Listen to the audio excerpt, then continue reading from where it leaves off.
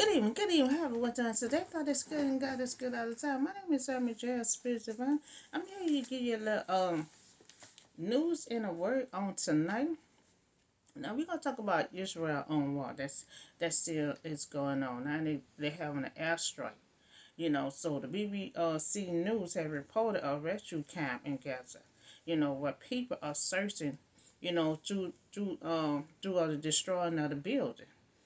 So Hammond ran a health ministry, in Gaza. Said at least 45 people have been killed, in Israel airstrike, refugee camp. So the refugee camp is in the part of Gaza, script where it had been told to evacuate. That's what they had told them to evacuate. So the Israel military had said it was looking into the weather and it was operating in the area at that time. Israel walked. Israel had found the enemy longest tunnel. So finally the big day had come. For every angle, Israel soldiers are moving forward. Now they are moving non-stop. From the district, for the direction and directly entering Hezron, defense decides to control location at the same time. So they made great sizes covering, every angle of the special troops that are now occupying the city and tunnel. Furthermore, had made the decision to attack and along the border. So there are important development. And Gaza's trip provided today's, first news. Yeah, because it was early this morning. Soon I got up, that's what I had saw. So this happened early this morning, so Israel had entered, Gaza, the middle dividing the religion of half when they first arrived on the main road. They set up a checkpoint here. The tanks, had made this place into a fortress. The soldiers then keep moving forward to the back of the road. So they have the tank and they're still trying to move forward with that tank. Coming from behind, according to the most received, the Israel tank are moving from here towards the coast. So now we're talking about the ambulance. They had talking to ambulance where they had people in there. So even as the Israel defense focus, to IDF, pushes forward the Israel military, is urgent, Gaza to move south. United Nations now they are horrified by the strike on the ambulance. So the scene showing more than dozens of bodies. So the building where they had picked was dozens of people who had flee heavily bonded from the other part of Gaza trip taken back to death. So the building that pretty much they got struck. You know, because they had bombing there. Bombing for parts of Gaza script. And they had no electrical switch. They had 6,000 bombs that were dropped there. So family of his man has man were captivity was worrying over the law. So they was worrying over the people that was in that building when they were dropping them bombs down. So we also talk about that they have discovered the longest tunnel. That we see the soldiers keep moving forward with that tank. So we also talk about that they're talking to ambulance, striking Gaza. Israel military has said it had identified and hit an ambulance being used by Hezbollah. So that's why they're talking to the ambulance. Because they figured it was Hezbollah terrorist cell. Fighters that was killed in the strike accused the group of transferring foreign weapons in the ambulance.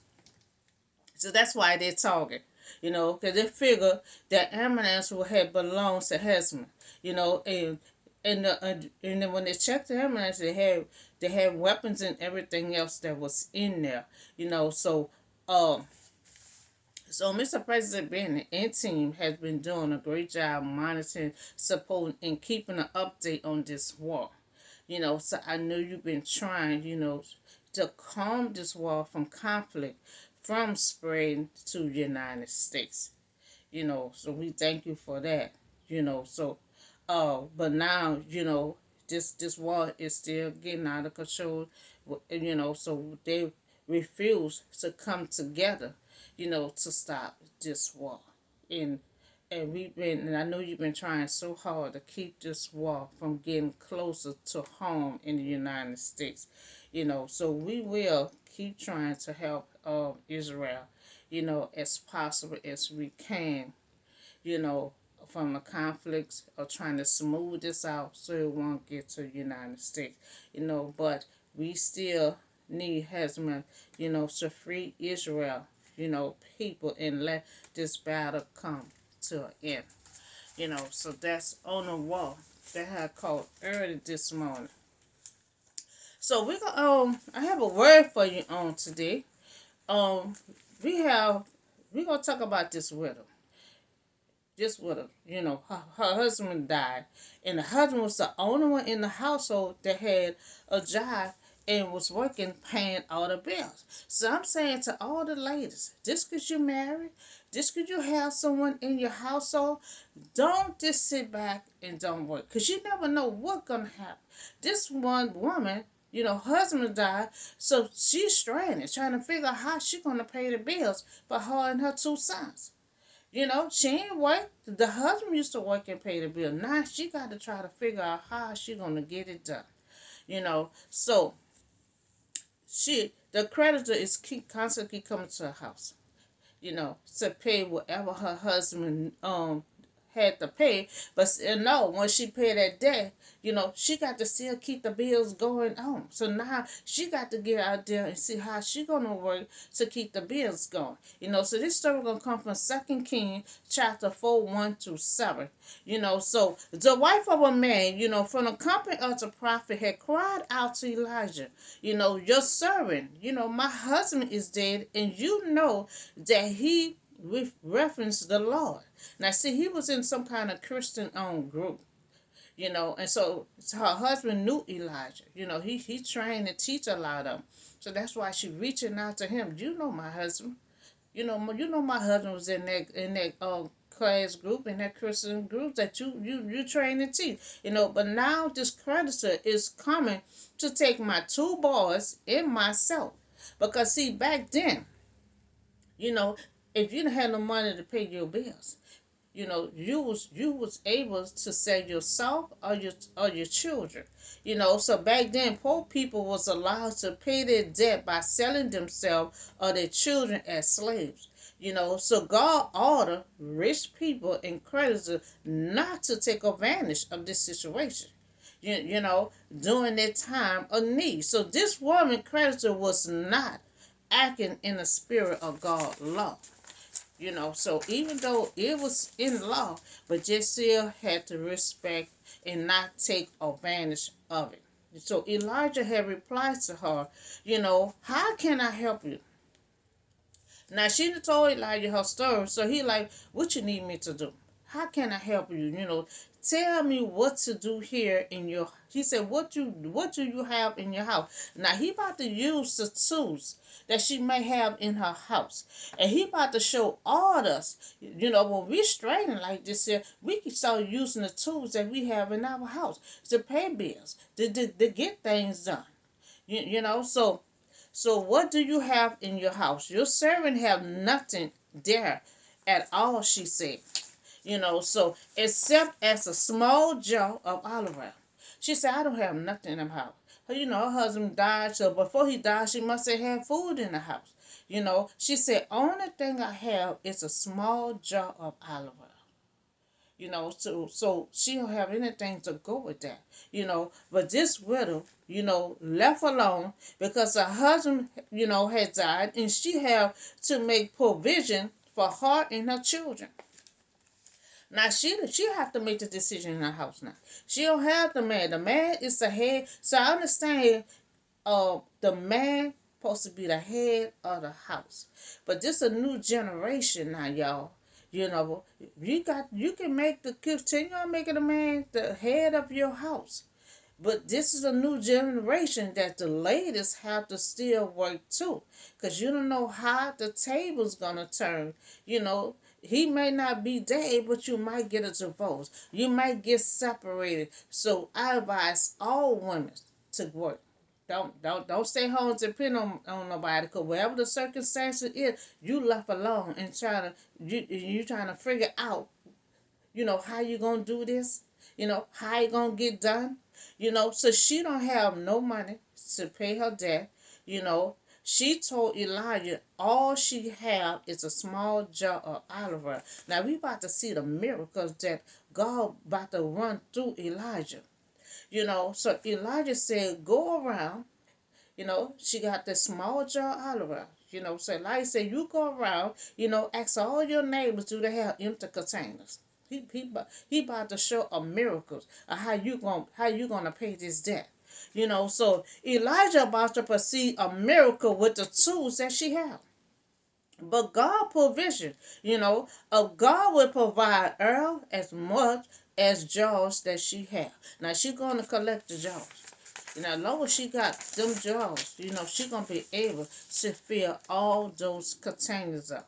And then he said, after you get all the containers, he said, go inside. He said, shut the door behind you in your son and pull the oil into all the jars. And as much as and fill all of them up. Put it into and put it on the side. I don't understand what's going on right now. And put it on the side. So now Elijah had give her instruction, and told her to go inside and shut the door. So you want to know why he told her to go inside and shut the door, why he perceived this miracle. So it was to involve this disturbance, from without public disturbance, in a case of such a miracle. Now he done a miracle.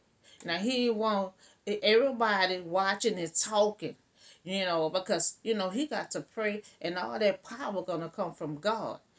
So he don't want distraction all over her shoulder while she trying to fill it up. All the while it's a miracle about to happen. Now she left him. And she shut the door behind her and her son, and they brought the jars to her, and she kept pouring the oil. Long as she had the jars, she was able to keep filling them jars up, filling it up with oil. Remember, she had a little small jar of olive oil, but she collects so many. And so Elijah told her, don't worry about just getting a fruit container because you got a little small thing of oil. You get much containers as possible. He said, don't stop. Don't get just 2 or 3 because she just had a small thing of olive oil. He said, get much as you can. Much as you can. Elijah's miracle was an act of real charity. God magnified his goodness with his power. Now Elijah received poor widow complaint, and Elijah had put the widow in a way to pay her debt and to maintain herself in her family. Now we see the widow is following instructions. She went and got all the jars from her neighbor, and when all the jars were full, she said to her son, bring me another one.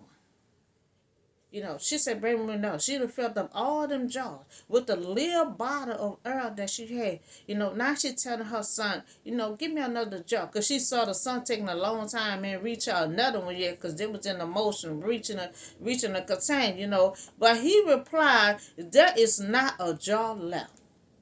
And that's why it took him so long for her to get it. He said, there's no more left. And then the oil had stopped flowing. See, long as she had the bottles of jar, the empty jar, God kept the oil flowing. You see what I'm saying? God kept it flowing. As soon as she ran out of containers, and God stopped the oil. That was a miracle for see. And the woman and her son collect jars from their neighbors. She followed instruction, putting the olive oil to them from their jar. And the olive oil was used for cooking, or lamps, or stop putting on it, if they ran out of containers, they was putting oil in all those containers, but when she ran out of containers, the number the number of jobs they gathered in their faith, but God provision was as large as their faith. That's why God always said, think big. Think big. Because see, God always think big. I don't care you got the small bottle of oil. You go get many empty containers, it's possible. And God kept all that oil going, kept it flowing, kept it flowing. But soon as she ran, some reached me another container. All right, they don't have no more. As soon as God realized they ain't got no more, He stopped the oil from flowing. You know, God's provision was as large as their faith. It was large as their faith. And willingness to obey. Her obedience. She obeyed Elijah. She followed his instruction when got all. You see, if Elijah wouldn't have told her get much of contained, the little small earth, yeah, she probably would collect by two or three. And that was it. And she went and told the man of God, and he said, go. He said, go and sell. So she didn't know what she filling this oil up for. She filling all these containers of oil. She probably wondering why he got me filling up these containers of oil. What I supposed to do with all this here? So after she finished, she went back to the man of God, and he said, okay, you have all these containers filled. With Earl. He said, now what I want you to do, I need you to go and sell your Earl. Sell all the bottles of containers that you have. Not all of them, but sell much as you can, how much your bill, how much your debt in, and pay your debt. You and your son can live on what is left.